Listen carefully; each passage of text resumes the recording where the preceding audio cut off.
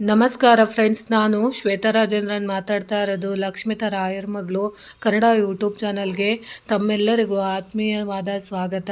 ಸ್ನೇಹಿತರೆ, ಮುಂಜಾನೆಯ ಶುಭಾಶಯಗಳು. ಸ್ನೇಹಿತರೆ ನಾನಿವತ್ತು ನಿಮಗೆ ವಿಶೇಷವಾದ ಬೀಜಾಕ್ಷರಿಗಳಿರುವಂಥ ದುರ್ಗಾ ಸಪ್ತಶತಿಯಲ್ಲಿ ಬರುವಂತಹ ಬೀಜಾಕ್ಷರಿ ಮಂತ್ರಗಳನ್ನ 5 ಮಂತ್ರಗಳನ್ನ ನಾನು ನಿಮಗೆ ಹೇಳ್ಕೊಡ್ತೀನಿ. ನಿಮ್ಮಲ್ಲೇನಾದರೂ ಹಣದ ಸಮಸ್ಯೆ ಇದ್ದರೆ, ಸಾಲದ ಸಮಸ್ಯೆ ಇದ್ದರೆ, ಶತ್ರುವಿನ ಸಮಸ್ಯೆ ಇದ್ದರೆ, ಸೋಲಿನ ಸಮಸ್ಯೆ ಇದ್ದರೆ, ಅಥವಾ ಒಳ್ಳೆ ಉದ್ಯೋಗ ಸಿಗ್ತಾ ಇಲ್ಲ ಅನ್ನೋದಿರ್ಬೋದು, ಅಥವಾ ಒಳ್ಳೆ ಶುಭ ಕಾರ್ಯಗಳಾಗ್ತಾ ಇಲ್ಲ ಅಂತ ಅನ್ನೋದಿರ್ಬೋದು, ಅಥವಾ ಕೋರ್ಟು ಕಚೇರಿ ಕೆಲಸಗಳಲ್ಲಿ ಸೋತೋಗಿದ್ದೀವಿ ಅಂತ ಅಂದ್ಕೊಂಡಿರೋರು, ಅಥವಾ ನಮ್ಮ ಜೀವನದಲ್ಲಿ ಯಶಸ್ಸು ಅನ್ನೋದು ಇನ್ಯಾವತ್ತೂ ನಮಗೆ ಬಂದೇ ಇಲ್ಲ ಅಂತ ಬಯಸ್ತಾ ಇರೋವಂಥವ್ರು ಈ ದುರ್ಗಾದೇವಿಯ ದುರ್ಗಾ ಸಪ್ತಶತಿಯಲ್ಲಿ ಬರುವಂತಹ ಈ ಬೀಜಾಕ್ಷರಿ ಮಂತ್ರಗಳಿರುವಂತಹ ಸಾಲುಗಳನ್ನ ನೀವು ಓದ್ಕೊಂಡಿದ್ದೇ ಸಾಕು. ಅಕಸ್ಮಾತ್ ನಿಮಗೆ ಹೇಳ್ಕೊಳ್ಳೋ ಶಕ್ತಿ ಇದ್ದರೆ 108 ಸರಿ ಒಂದೊಂದು ಬೀಜಾಕ್ಷರಿ ಮಂತ್ರನೂ ನೀವು ಪ್ರತಿದಿನವೂ ನೀವು ಹೇಳ್ಕೊಬೋದು. ಅಕಸ್ಮಾತ್ ನಮಗೆ ಅಷ್ಟು ಹೇಳೋಕ್ಕಾಗಲಿಲ್ಲ ಅಂದರೆ ಈ ನಾನು ಹೇಳ್ಕೊಡ್ತಾ ಇರೋವಂತಹ ಬೀಜಾಕ್ಷರಿ ಮಂತ್ರಗಳಿರೋಂಥ 5 ಮಂತ್ರಗಳನ್ನ ನೀವು ಪ್ರತಿದಿನ ಬೆಳಗ್ಗೆ ಒಂದು ಸಾರಿ, ಮಧ್ಯಾಹ್ನ ಒಂದು ಸಾರಿ, ಸಂಜೆ ಒಂದು ಸಾರಿ ನೀವು ಹೇಳ್ಕೊಂಡ್ರೆ ಸಾಕು. ಖಂಡಿತವಾಗ್ಲೂ ದುರ್ಗಾದೇವಿಯ ಸಂಪೂರ್ಣ ಅನುಗ್ರಹ ನಿಮಗೆ ಸಿಗೋದಕ್ಕೆ ಕಾರಣ ಆಗುತ್ತೆ. ಯಾವುದಪ್ಪ ಅದು ಅಂದರೆ ದುರ್ಗಾ ಸಪ್ತಶತಿಯಲ್ಲಿ ಬರುವಂತಹ ಈ ಮಂತ್ರಗಳು. ನೋಡಿ, ದುರ್ಗಾ ಸಪ್ತಶತಿಯು ದುರ್ಗಾದೇವಿಗೆ ಸಮರ್ಪಿತವಾದ ಪಠ್ಯವಾಗಿದೆ.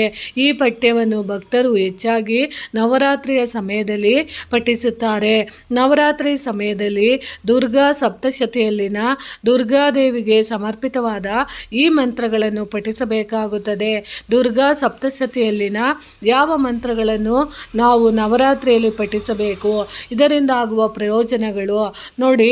ದುರ್ಗಾ ಸಪ್ತಶತಿ ಪವಿತ್ರ ಹಿಂದೂ ಧರ್ಮ ಗ್ರಂಥವು ದುರ್ಗಾದೇವಿಯ ದೈವಿಕ ಶಕ್ತಿಯನ್ನು ಆಹ್ವಾನ ಮಾಡುವಲ್ಲಿ ಅಪಾರ ಮಹತ್ವವನ್ನು ಹೊಂದಿದೆ. ಇದು 700 ಪ್ರಬಲ ಮಂತ್ರಗಳನ್ನು ಒಳಗೊಂಡಿದೆ. ಈ ಮಂತ್ರಗಳನ್ನು ಪಠಿಸುವುದರಿಂದ ರಕ್ಷಣೆ, ಶಕ್ತಿ ಮತ್ತು ಆಧ್ಯಾತ್ಮಿಕ ಬೆಳವಣಿಗೆಯನ್ನು ಪಡೆದುಕೊಳ್ಳಬಹುದು.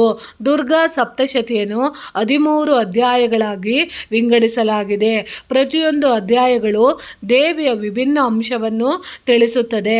ಮಂತ್ರಗಳು ನಕಾರಾತ್ಮಕತೆ, ಭಯ ಮತ್ತು ಪ್ರತಿಕೂಲತೆಯನ್ನು ನಿವಾರಿಸುತ್ತದೆ ಎನ್ನುವ ನಂಬಿಕೆ ಇದೆ. ಅವುಗಳನ್ನು ಧೈರ್ಯ, ಬುದ್ಧಿವಂತಿಕೆ ಮತ್ತು ಸಮೃದ್ಧಿಯನ್ನು ಬದಲಾಯಿಸುವುದು, ನಿಯಮಿತವಾದ ಪಠಣ ಮತ್ತು ಸಮತೋಲನ, ಸಾಮರಸ್ಯವನ್ನು ಮತ್ತು ಜ್ಞಾನೋದಯವನ್ನು ತರುತ್ತದೆ ಎಂದು ಹೇಳಲಾಗುತ್ತದೆ.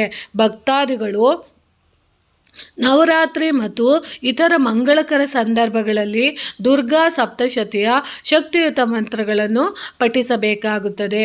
ನೋಡಿ, 1ನೇ ಮಂತ್ರ ಬಂದು ಓಂ ಐಂ ರೀಂ ಕ್ಲೀಂ ಚಾಮುಂಡಾಯ ವಿಚ್ಚೆ. ನೋಡಿ, ಇನ್ನೂ ಒಂದು ಸರಿ ಹೇಳ್ತೀನಿ ಆ ಮಂತ್ರನ.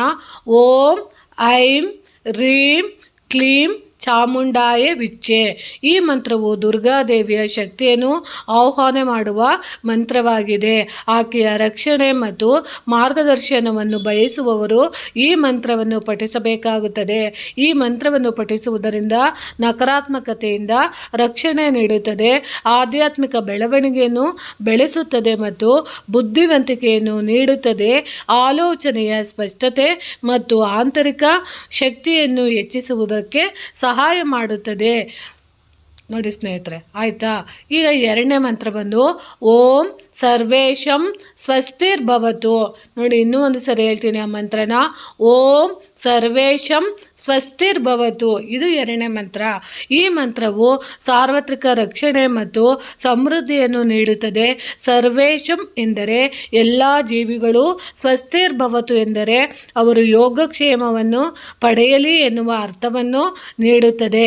ಈ ಮಂತ್ರವನ್ನು ಪಠಿಸುವುದರಿಂದ ನಿಮಗೂ ಮತ್ತು ಜಗತ್ತಿಗೆ ಸಾಮರಸ್ಯ, ಸಮತೋಲನ ಮತ್ತು ಶಾಂತಿಯನ್ನು ತರುತ್ತದೆ. ಒತ್ತಡ ಮತ್ತು ಒತ್ತಡದ ಜೀವನವನ್ನು ಪರಿಹಾರ ಮಾಡಿ ಆತ್ಮವಿಶ್ವಾಸ ಮತ್ತು ಯೋಗಕ್ಷೇಮವನ್ನು ಕೊಟ್ಟು ಸಂತೋಷವನ್ನು ಕೂಡ ಕೊಡುತ್ತದೆ. ಅದಕ್ಕೋಸ್ಕರ ನಾವು ಈ ಮಂತ್ರನ ನಾವು ಹೇಳ್ಕೊಬೇಕಾಗುತ್ತೆ. ಆದ್ರೂ ಉನ್ನತ ಹುದ್ದೆಗಾಗಿ ಮತ್ತು ನಾವು ನೋಡಿ ಇನ್ನೂ ಒಂದು ಸರಿ ಹೇಳ್ತೀನಿ. ಈ ಮಂತ್ರವನ್ನು ಪಠಿಸುವುದರಿಂದ ನಿಮಗೂ ಮತ್ತು ಜಗತ್ತಿಗೆ ಸಾಮರಸ್ಯ, ಸಮತೋಲನ ಮತ್ತು ಶಾಂತಿಯನ್ನು ತರುತ್ತದೆ. ಒತ್ತಡ ಪರಿಹಾರ ಮತ್ತು ಆಧ್ಯಾತ್ಮಿಕ ಉನ್ನತಿಗಾಗಿ ಈ ಮಂತ್ರವನ್ನು ಪಠಿಸಬೇಕಾಗುತ್ತದೆ. ಇದು ಪ್ರತಿಕೂಲತೆಯ ವಿರುದ್ಧ ರಕ್ಷಣಾತ್ಮಕ ಕವಚವನ್ನು ಸೃಷ್ಟಿಸುತ್ತದೆ ಎನ್ನುವ ನಂಬಿಕೆ ಇದೆ. ಒಟ್ಟಾರೆ ಯೋಗಕ್ಷೇಮ ಮತ್ತು ಸಂತೋಷವನ್ನು ಇದು ಉತ್ತೇಜಿಸುತ್ತದೆ. ಆಮೇಲೆ ಮೂರನೇ ಮಂತ್ರ ಬಂದು ಓಂ ಶರಣಾಗತ ದೀನಾರ್ಥ ಪಾರಾಯಣೆ. ನೋಡಿ ಇನ್ನೂ ಒಂದು ಸರಿ ಹೇಳ್ತೀನಿ. ಓಂ ಶರಣಾಗತ ದೀನಾರ್ಥ ಪಾರಾಯಣೆ. ಈ ಮಂತ್ರವು ದುರ್ಗಾದೇವಿಯು ನಮ್ಮನ್ನು ಉದ್ಧಾರ ಮಾಡಲೆಂದು ಪಠಿಸಲಾಗುತ್ತದೆ. ಶರಣಾಗತ ಎಂದರೆ ಆಶ್ರಯವನ್ನು ಹುಡುಕುವುದು. ದೀನಾರ್ಥ ಎಂದರೆ ಪೀಡಿತರನ್ನು ಪ್ರತಿನಿಧಿಸುತ್ತದೆ ಮತ್ತು ಪಾರಾಯಣೆ ಎಂದರೆ ಅಂತಿಮ ಆಶ್ರಯವನ್ನು ಸೂಚಿಸುತ್ತದೆ. ಮಂತ್ರವನ್ನು ಪಠಿಸುವುದರಿಂದ ಜೀವನದ ಸವಾಲುಗಳಿಂದ ರಕ್ಷಣೆ ನೀಡುತ್ತದೆ, ಧೈರ್ಯವನ್ನು ನೀಡುತ್ತದೆ ಮತ್ತು ಭಕ್ತಿಯನ್ನು ಹೆಚ್ಚಿಸುವಲ್ಲಿ ಇದು ಉಪಯೋಗವಾಗುತ್ತದೆ. ನೋಡಿ, ಪ್ರತಿಕೂಲ ಸಮಯದಲ್ಲಿ ಶಕ್ತಿ ಮತ್ತು ಆಧ್ಯಾತ್ಮಿಕ ಬೆಳವಣಿಗೆಯನ್ನು ಕೂಡ ಒದಗಿಸುತ್ತದೆ. ಅದಕ್ಕೋಸ್ಕರ ನಾವು ಈ ಮಂತ್ರನ ನಾವು ಹೇಳ್ಕೊಬೇಕಾಗುತ್ತದೆ. ಇನ್ನು ನೋಡಿ 4ನೇ ಮಂತ್ರ ತ್ವಂ ಗೌರಿ ಶರಣಂ ಗತ. ನೋಡಿ ಇನ್ನೂ ಒಂದು ಸರಿ ಹೇಳ್ತೀನಿ. ತ್ವಂ ಗೌರಿ ಶರಣಂ ಗತ. ನೋಡಿ ಇನ್ನೂ ಒಂದು ಸರಿ ಹೇಳ್ತೀನಿ. ತ್ವಂ ಗೌರಿ ಶರಣಂ ಗತ.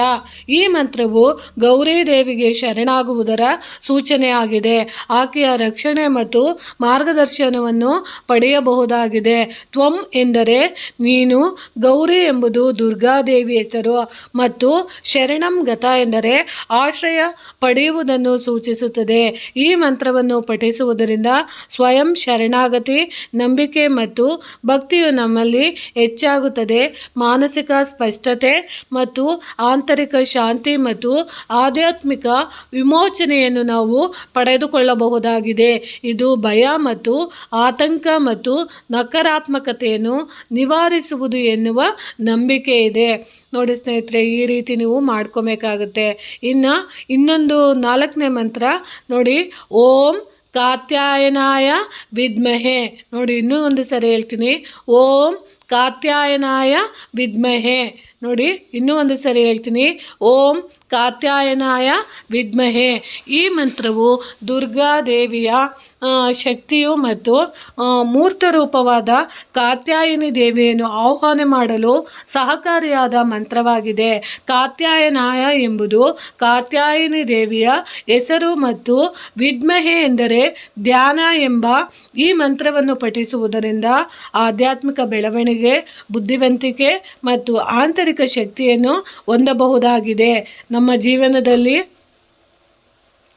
ದುಷ್ಟಶಕ್ತಿಗಳಿಂದ ರಕ್ಷಣೆಯನ್ನು ಪಡೆದುಕೊಳ್ಳುವುದಕ್ಕಾಗಿ ಈ ಮಂತ್ರವನ್ನು ಪಠಿಸಬೇಕಾಗುತ್ತದೆ. ನಿಯಮಿತವಾದ ಪಠಣವು ನಕಾರಾತ್ಮಕ ಶಕ್ತಿಯನ್ನು ಆಕರ್ಷಿಸುತ್ತದೆ ಮತ್ತು ಒಟ್ಟಾರೆ ಯೋಗಕ್ಷೇಮವನ್ನು ಉತ್ತೇಜಿಸುತ್ತದೆ ಎನ್ನುವ ನಂಬಿಕೆ ಇದೆ. ನೋಡಿ ಸ್ನೇಹಿತರೆ, ನನಗೆ ಗೊತ್ತಿರೋಷ್ಟು 5 ಮಂತ್ರಗಳನ್ನ ನಾನು ನಿಮಗೆ ವಿಶೇಷವಾಗಿ ಹೇಳ್ಕೊಟ್ಟಿದ್ದೀನಿ. ಈ 5 ಮಂತ್ರಗಳನ್ನ ನೀವು ಇವತ್ತಿನ ಸಮಯದಲ್ಲಿ ಅಂದರೆ ಗೋಧೂಳಿ ಸಮಯದಲ್ಲಿರ್ಬೋದು ಅಥವಾ ನವರಾತ್ರಿ ಪೂಜೆ ಮಾಡೋಂಥ ಸಂದರ್ಭದಲ್ಲಿರ್ಬೋದು ಅಥವಾ ನಿಮಗೆ ಯಾವಾಗ ಅನುಕೂಲ ಆಗುತ್ತೋ ಈ 9 ದಿನಗಳಲ್ಲಿ ಈಗಾಗಲೇ 2 ದಿನ ಕಳೆದೋಗಿದೆ. ಇನ್ನು ನಾಳೆ ದಿನ ಅಂದರೆ ಇವತ್ತಿನ ದಿನದಿಂದ ನೀವು ಇನ್ನೂ 7 ದಿನಗಳು ಇರೋದ್ರಿಂದ ಖಂಡಿತವಾಗ್ಲೂ ಪ್ರತಿದಿನವೂ ನೀವು ಈ ಮಂತ್ರಗಳನ್ನ ಬೆಳಗ್ಗೆ, ಸಂಜೆ, ಮಧ್ಯಾಹ್ನ ಈ ಟೈಮ್ಗಳಲ್ಲಿ ನೀವು ಹೇಳ್ಕೊಬೋದು. ಯಾಕಂದರೆ ಮಧ್ಯಾಹ್ನ ಟೈಮ್ಗಳಲ್ಲಿ ರಾಹುಕಾಲ ಮತ್ತು ರಾಹುಕಾಲ ಇರೋದ್ರಿಂದ ಅಂಥ ಸಮಯದಲ್ಲಿ ರಾಹುಗಳಿಂದ ಮತ್ತು ಕೇತುಗಳಿಂದ ನಮಗೇನಾದರೂ ಸಮಸ್ಯೆಗಳು ಬರ್ತಾ ಇದೆ ಅಂತಂದರೆ ಆ ಸಮಸ್ಯೆಗಳೆಲ್ಲ ನಮ್ಮಿಂದ ಹೋಗಬೇಕು ಅನ್ನುವಾಗ ನಾವು ಮಧ್ಯಾಹ್ನದ ಸಮಯದಲ್ಲೂ ಕೂಡ ಹೇಳ್ಕೊತಾರೆ. ನಿಮಗೆ ಯಾವ ಸಮಯ ಅನುಕೂಲ ಆಗುತ್ತೋ ಆ ಸಮಯದಲ್ಲಿ ಖಂಡಿತವಾಗ್ಲೂ ನೀವು ಈ ಮಂತ್ರಗಳನ್ನ ನೀವು ಪಠಣೆ ಮಾಡ್ಕೊಬೋದು. ಸ್ನೇಹಿತರೆ, ನನಗೆ ಗೊತ್ತಿರೋ ರೀತಿಯಲ್ಲಿ ನಾನು ತಿಳಿಸ್ಕೊಟ್ಟಿದ್ದೀನಿ. ಈ ಮಾಹಿತಿ ನಿಮಗೆ ಇಷ್ಟ ಆಗಿದೆ ಅಂದ್ಕೊತೀನಿ ಸ್ನೇಹಿತರೆ. ಪ್ರೀತಿಯ ಧನ್ಯವಾದಗಳು. ಧನ್ಯವಾದಗಳು ಸ್ನೇಹಿತರೆ.